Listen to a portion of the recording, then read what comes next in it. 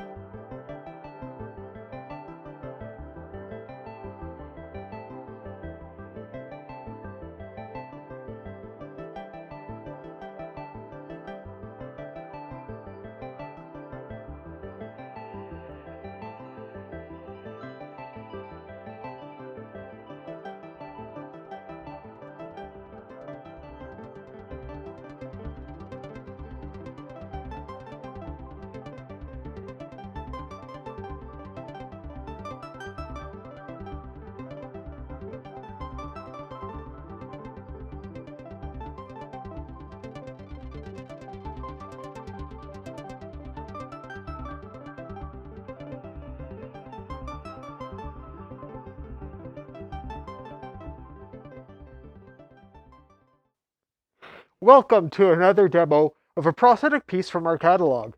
I'm wearing our Fox Muzzle in this one. This is a two-part prosthetic, the top part and the chin. The top part covers my nose, a bit on my forehead, and around my cheeks. The chin part just covers my chin. It sits below my lower lip, so it's not really getting in the way of my mouth or being able to speak. Inside of this muzzle are some plastic teeth. There's a set of plastic teeth for the top and a set for the bottom.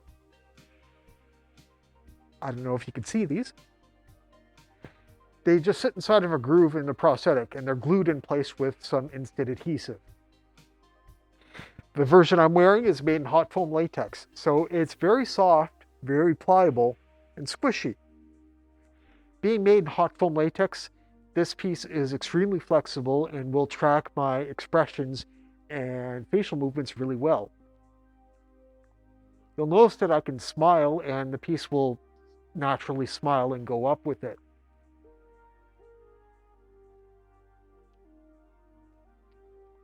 I can scrunch up the nose. I can get a lot of expression out of this piece. It's important to exaggerate your facial movements when you're wearing a large muzzle like this, like I've said many times, because if I'm just sitting here and not really moving my chin or my mouth very much, then the muzzle's just going to sit here and it's just going to do this. It's not really moving at all. But now, if I go and exaggerate my chin movement, it comes alive. And it's a really good idea that if you're working with something like this, to sit in front of a mirror and get an idea of the expressions and movement you can make these pieces have, because it's really astounding sometimes.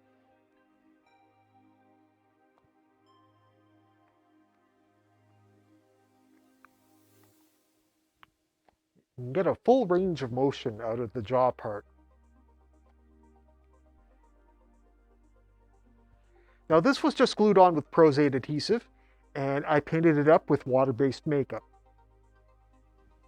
I added some whiskers into the muzzle to try to give it a little bit more character, and I'm wearing some scleral contact lenses. This is just a fur hood with our Fox Wolf prop ears put inside of it. These ones are made in hot foam latex, so they're soft and squishy. The insides were painted up with PAX paint, and the backsides had fur glued onto them. This piece was sculpted specifically to look like a fox. It was a replacement for an older version of our Fox Muzzle, and I wanted something that had the sort of little nose on the long, narrow muzzle sort of look for a fox. You can certainly paint it up in natural colors like I did here with the rust red fox sort of look, but it could also be painted in white or black or pretty much any other color that you want. It could be any other species you want too. This could probably pass for a couple of different canine species, for example. The rest of the costume will dictate what people perceive the species as, depending on how you paint it up and what accessories you wear with it. If I painted this up completely differently, you might mistake it for a dog or some other species that maybe I wasn't trying to go for. So it's really good to have accessories and extra parts to your costume to try to convey what you're doing. My dad was always stuck in the past. He was a real 20th century fox. I started making costumes back in grade school. I learned several stitches and how to make and follow patterns, all with the help of my parents, of course. I was a regular sewing kit. I asked my friend Bill what I should try to do to clean up my smelly car. He told me I should get a Vulpine air freshener.